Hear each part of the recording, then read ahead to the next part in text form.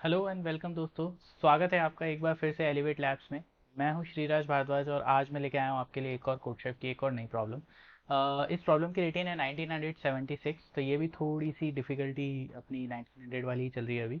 और इस प्रॉब्लम का नाम है a wolf a sheep and a cabbage. तो अगर आप लोगों ने कभी ये गेम खेला हो तो बहुत पहले मिनी क्लिप्स के ऊपर एक ये गेम इंट्रोड्यूस हुआ था जिसके अंदर कि आपको एक बोर्ड दे रखी है और उस बोर्ड के अंदर आपके पास एक वुल्फ है, एक शीप है और एक कैबेज है। ये पजल है और इसके अंदर आपको क्या करना है कि वुल्फ जो है वो आपके शीप को खाता है, शीप आपकी कैबेज को खाती है। आपको तीनों को एक बोट दे रखी है और आपका एक बोटमैन है। आपको तीनों को शोर के दूसरी तरफ पे लेके जाना है, बेसिकली आपको दूसरे किनारे पे लेके जाना है सच दैट कुछ भी चीज़ आपकी गायब नहीं हो। क्योंकि अगर आपने जैसे बोटमैन अगर आपका है किसी एक शोर के ऊपर और मतलब किसी एक किनारे के ऊपर और लेट से आपके पास वुल्फ है, शीप और कैबेज है, तो कोई किसी को नहीं खाएगा। लेकिन अगर आपका लेट से बोटमैन कैबेज लेके चला जाता है तो आपका जो वुल्फ है वो शीप को खा जाएगा, और अगर आप वुल्फ को लेके चले जाते हो तो शीप कैबेज को खा जाएगी। तो आपको बेसिकली जो पहला आता है वो आपको शीप को लेके जाना पड़ता है। फिर आप शीप को लेके जाते हो, फिर आपको सोचना पड़ता है कि अब मैं वुल्फ को लेके जाऊँ या कैबेज को। तो आप फिर पहले वुल्फ को लेके जाते हो, फिर आप शीप को वापस लेके आते हो, फिर आप कैबेज लेके जाते हो, फिर आप वापस आते हो, फिर आप शीप को लेके जाते हो। And that's how you compute the rounds, right. So ये इसके ऊपर एक ऐप भी बनी थी बहुत पहले और ये एक बहुत इंटरेस्टिंग सी पजल है। तो ये जो क्वेश्चन है ये उसी के ऊपर है ये। तो आइए हम इसको एक बार रीड करते हैं। So the following is an easy game that the setter of this problem played when he was 8, right? A boatman, a wolf, and a sheep and a cabbage are on the bank of a river, and they have a small boat that is capable of carrying the boatman and at most one more item with him, right? तो वो एक ही item लेके जा सकता है, wolf, sheep या cabbage. However, if left alone by the boatman, the wolf can eat the sheep and the sheep can eat the cabbage. How can all four move to the safety to the opposite bank of the river? सबको safely जाना है, कुछ भी गायब नहीं होनी चाहिए चीज़, right. So here is a nice visualization. ये लिंक अभी काम नहीं कर रहा है, ठीक है, because it's a very old, it's sort of very old link. Disclaimers के अंदर writers, tester and CodeChef are not related to this link, so या।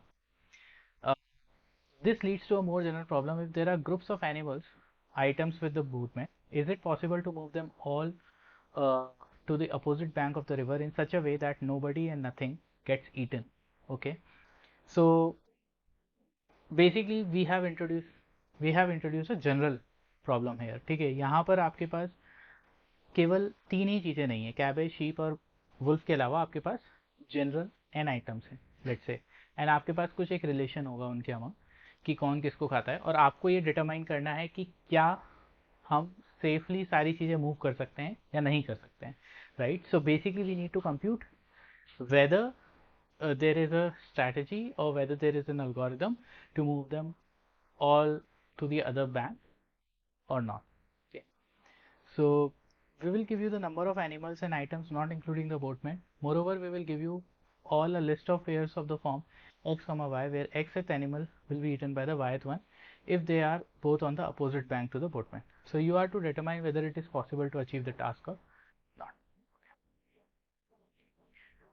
So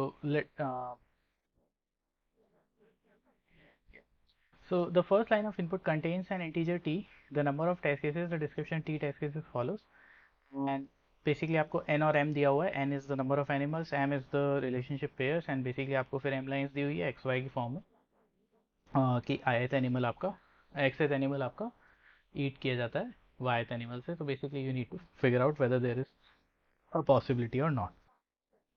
तो हम क्या करते हैं, हम इस प्रॉब्लम को लेके चलते हैं पेन और पेपर पे और हम इस प्रॉब्लम को थोड़ा सा कन्वर्ट करेंगे डायरेक्टेड ग्राफ्स में, ठीक है, क्योंकि उससे हमें इस प्रॉब्लम को समझने में थोड़ी सी आसानी होगी, ठीक है। So let's take it on pen and paper. Okay, तो हमने इस प्रॉब्लम को जेनिक बना दिया है। जेनिक बना दिया मतलब हमारे पास एन की वैल्यूज 2 हो सकती है, 3 हो सकती है, 4 हो सकती है।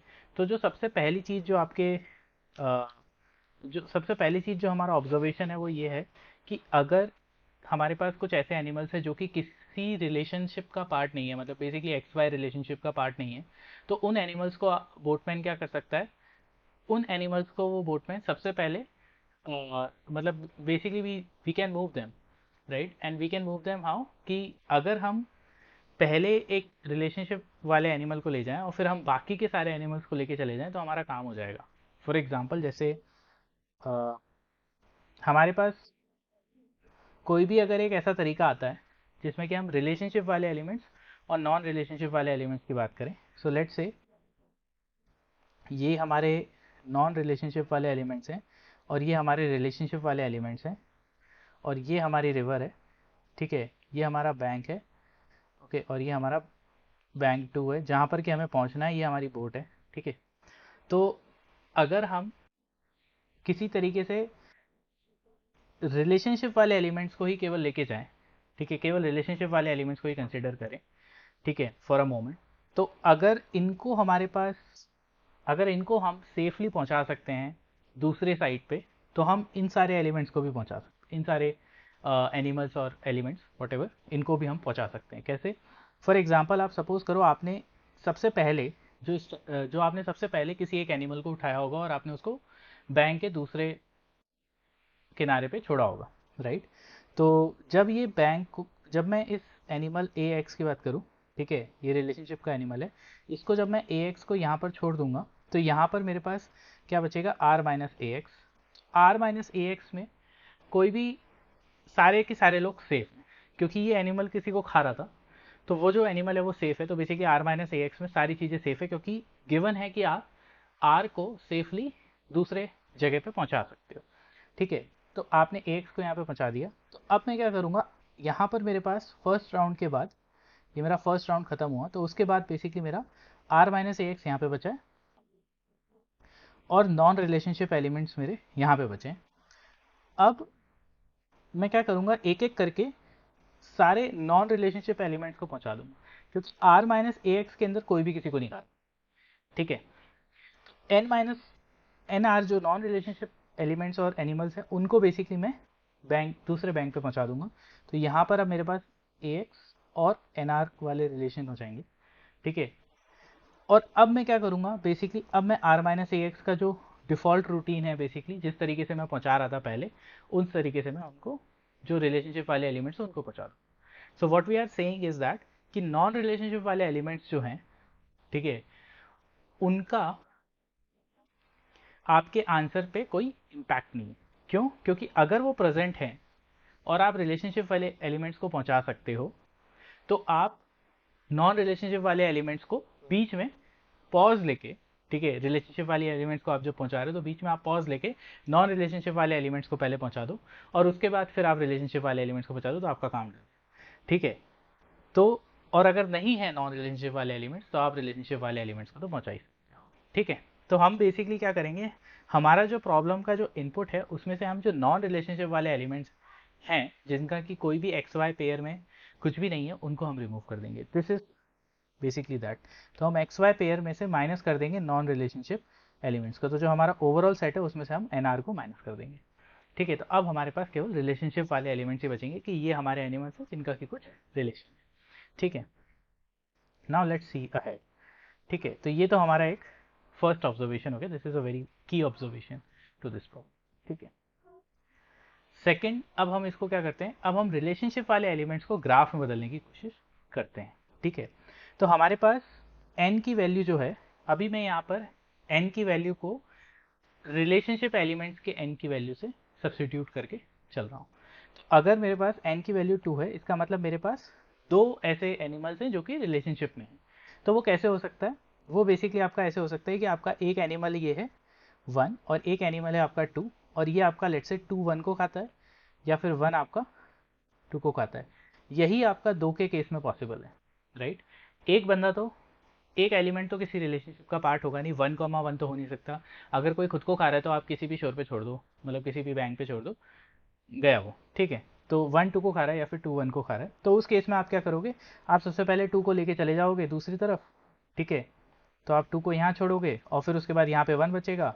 फिर आप क्या करोगे, आप अपने एनआर वाले एलिमेंट्स को लेके जा सकते हो अगर है तो, और फिर उसके बाद आप 1 को लेके चले जाओगे बोटमैन के साथ। तो बेसिकली आपके 1 और 2 दोनों बैंक पे आ गए, बोटमैन भी आ गया, नॉन रिलेशनशिप एलिमेंट भी आ गया। तो ये केस आपका जो है वो बिल्कुल ट्रिवियल सा केस है, राइट। और इसमें हम आंसर करेंगे यस। तो अगर हमारे पास रिलेशनशिप एलिमेंट्स की वैल्यू 2 है, ठीक है, मतलब हमारे पास दो ऐसे एनिमल्स है जो कि किसी एक रिलेशनशिप में है, तो we will answer yes.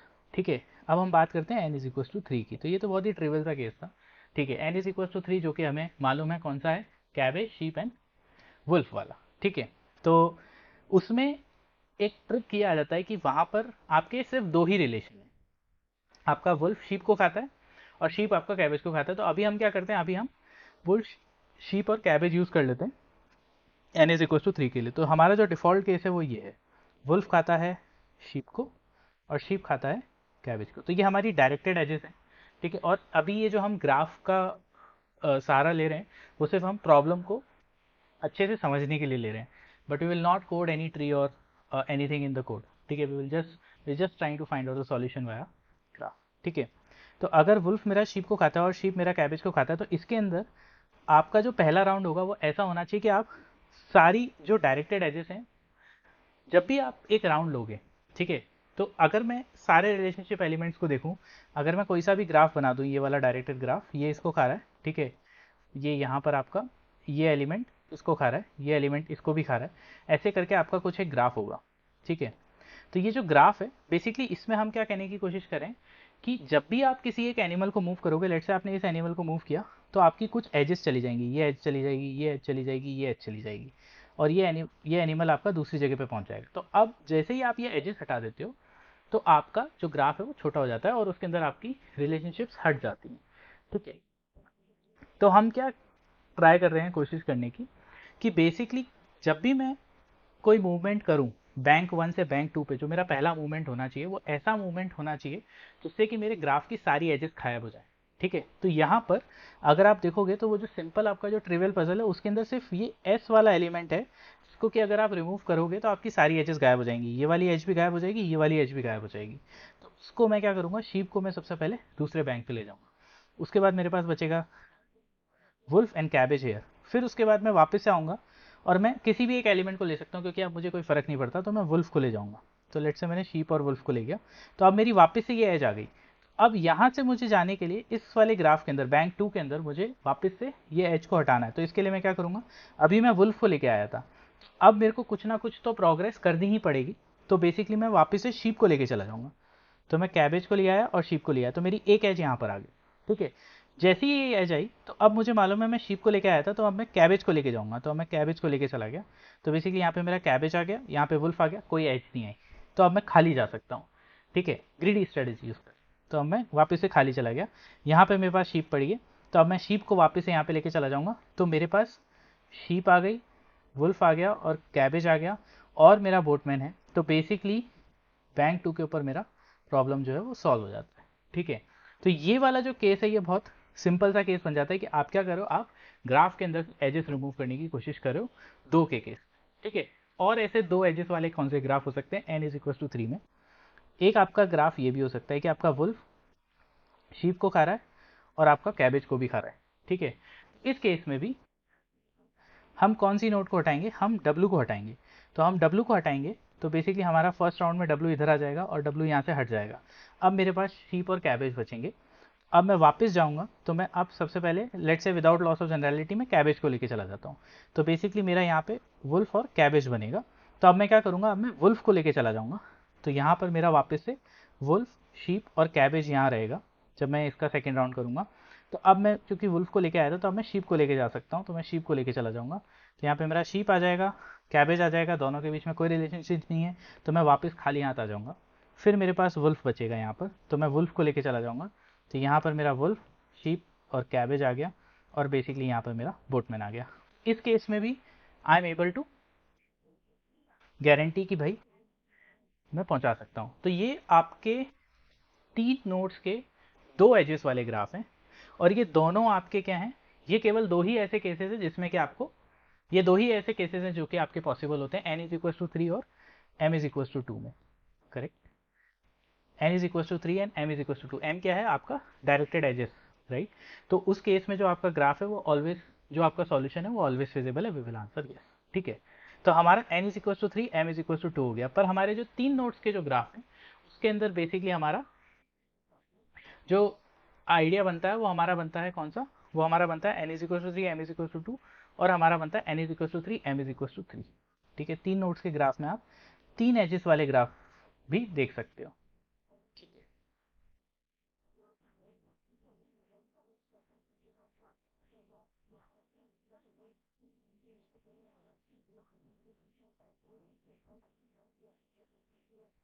Correct, ठीक है। तो अब हमें n इज इक्वल टू 3 और m इज इक्वल टू 2 वाला ग्राफ देखना है, ठीक है। तो ये हम देखते हैं। इस केस में आपका क्या होगा, ये आपका वुल्फ आ गया, ये आपका शीप आ गया, ये आपका कैबेज आ गया। अच्छा, इन n इज इक्वल टू 2 वाले केस में आपका ये भी हो सकता है कि 1 2 को खाता है, 2 1 को खाता है, तो ये सॉर्ट ऑफ कंफ्यूजिंग केसेस है। तो ये आपके केसेस इसके अंदर नहीं है, ठीक है। आपके जो केसेस हैं वो 2 1 को खाता है और 1 2 को खाता है, सिंपल वाले केसेस ही हैं, ठीक है। तो साइकिल्स नहीं है अभी, ठीक है, तो हम साइकिल्स की बात नहीं कर रहे, ठीक है। अब हमारा n is equal to 3 m is equal to 3 वाला केस है। तो अगर मुझे तीसरी एज डालनी, तो मतलब तीनों की एक किसी ना किसी तरीके से मेरी साइकिल बनेगी। तो इसमें लेट से एक साइकिल ऐसी बन सकती है कि आपका वुल्फ शीप को खाता है, शीप कैबेज को खाता है, कैबेज वुल्फ को खाता है। लेट सपोज कर लेते हैं ये आपका एक n is equal to 3 m is equal to 3 वाला केस है।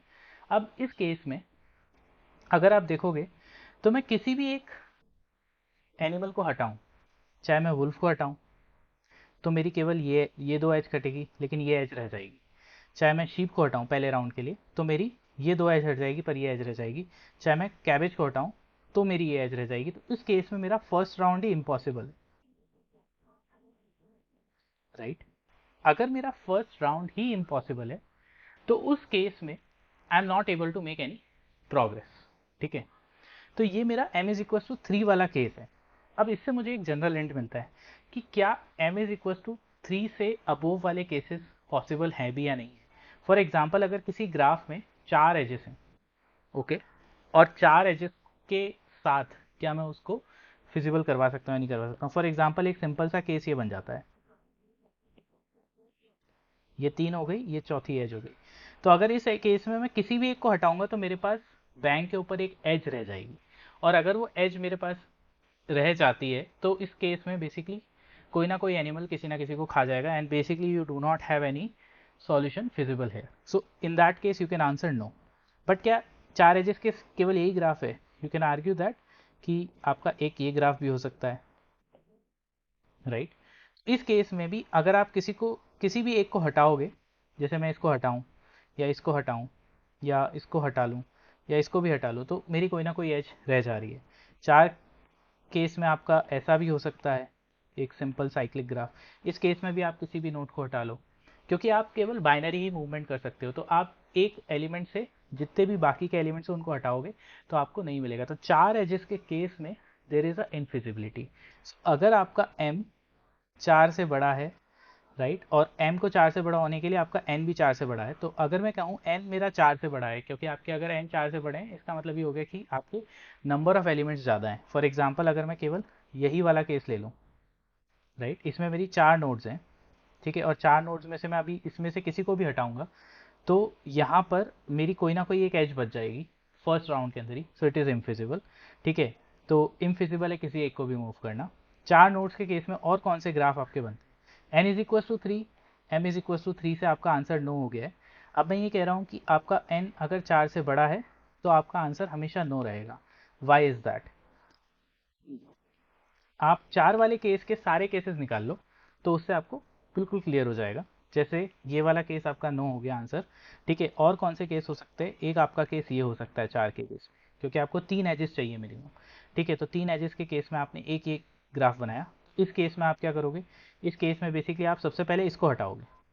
तो यस, फर्स्ट राउंड आपका फिजिबल हो गया। यहाँ पर फर्स्ट राउंड फिजिबल हुआ, आपने यहाँ पे पहुँचाया। अब आपके 3 एलिमेंट्स है तो आप किसी भी एक को लेके चले जाओगे, तो यहाँ पर ये बन जाएगा।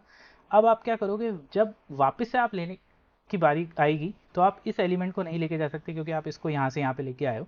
तो आप इस एलिमेंट को वापस यहाँ पे लेके जाओगे। इस केस में आपके जो ग्राफ बनेगा दूसरे बैंक पे वो इस तरीके का बनेगा।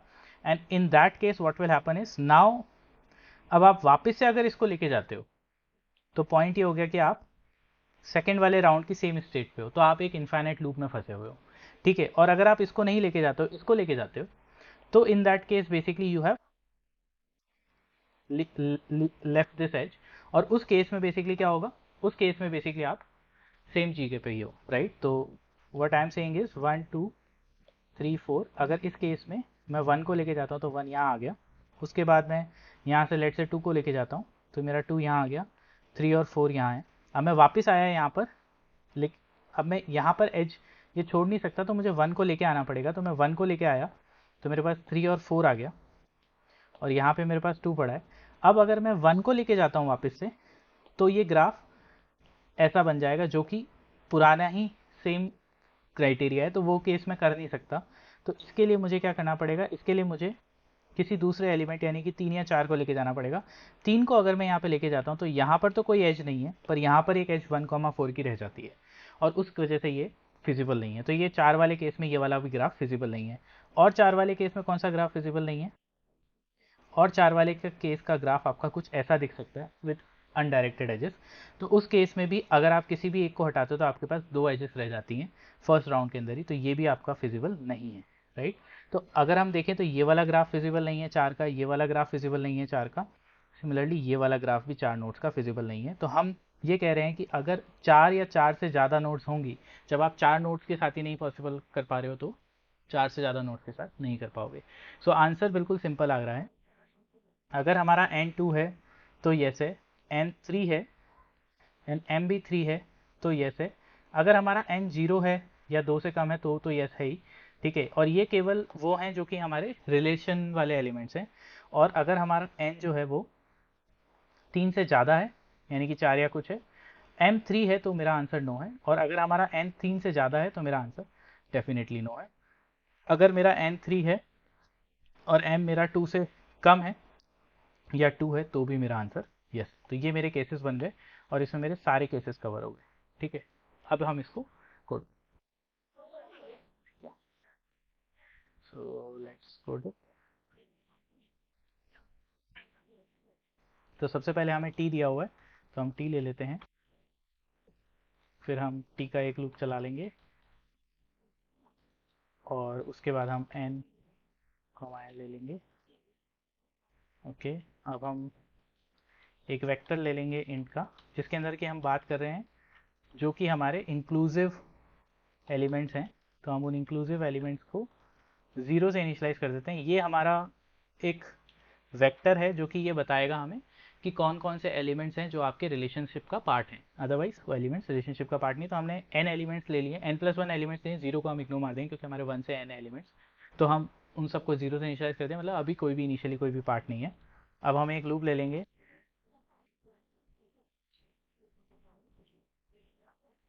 लेस देन m का, और उसके अंदर हम क्या करेंगे, हम x, y लेंगे और x और y को हम इनपुट ले लेंगे। अब हम बोल रहे हैं जो हमारे इंक्लूसिव एलिमेंट है उसके अंदर हम x की वैल्यू को 1 कर देंगे, क्योंकि हम x हमारा एक पार्ट हो चुका है, y भी हमारा एक पार्ट हो चुका है, ठीक है। अब हम काउंट कर लेते हैं अपने सारे एलिमेंट्स को। तो हम बोल रहे हैं एक काउंट, ये हमारा आ जाएगा i less than n, i plus plus, और ये हम 1 से चलाते हैं, count plus equals to inclusive elements of i। तो ये हमारा काउंट आ गया। अब हम बोल रहे हैं अगर हमारा काउंट, हमारे रिलेशनशिप वाले एलिमेंट्स ही हमने काउंट में काउंट किए हैं, तो बेसिकली अगर हमारा काउंट 4 या 4 से बड़ा है, या फिर हमारा जो m है वो हमारा 3 या 3 से बड़ा है, तो उस केस में it is infeasible with this single board single element kind of a movement, ठीक है। तो उस केस में हम सीधे सीधे आउटपुट कर देंगे नो,